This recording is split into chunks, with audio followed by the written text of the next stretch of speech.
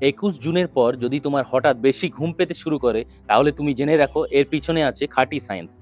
তাহলে তুমি এখন বলবে যে, "দাদা এটা কিভাবে সম্ভব? এটা তুমি কি বলছো?" তাহলে ভালো করে শোনো। আমাদের পৃথিবী সূর্যের চারপাশে ঘোরার সময় একদম সোজাভাবে থাকে না, বরং প্রায় 23.5 ডিগ্রি কাত হয়ে থাকে। আর ভারত যেহেতু নর্দার্ন হেমিস্ফিয়ার মানে পৃথিবীর উত্তর দিকে অবস্থিত, তাই ২১ জুনের সময় ভারতের দিকটা সূর্যের দিকে সবচেয়ে বেশি ঝুঁকে থাকে। এই কারণে ২১শে জুন ভারতের সবচেয়ে বড় দিনের মধ্যে একটি। মানে সকালে সূর্য তাড়াতাড়ি ওঠে আর সন্ধ্যায়ও অনেকক্ষণ পর্যন্ত আলো থাকে। তুমি নিশ্চয়ই খেয়াল করেছো এখনো সন্ধ্যে ৭টার সময়ও বাইরে আলো দেখা যায়।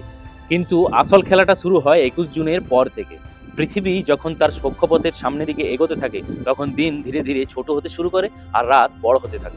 আর রাত যত বড় হয় অন্ধকারও তত বাড়ে। এই অন্ধকার আমাদের শরীরে মেলাটোনিন নামে স্লিপ হরমোনের নিঃসরণও বাড়াতে সাহায্য করতে পারে।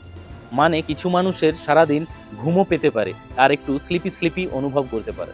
তাই ২১ জুনের পর যদি তোমার মনে হয় এত ঘুম পাচ্ছে কেন, তাহলে তুমি বুঝে নিও এটা শুধু আলসেমি নয়, এর পেছনে আছে পৃথিবীর ঘোরারও হাত। এইরকম আননোন ফ্যাক্টস পেতে হলে ফলো করতে ভুলো না।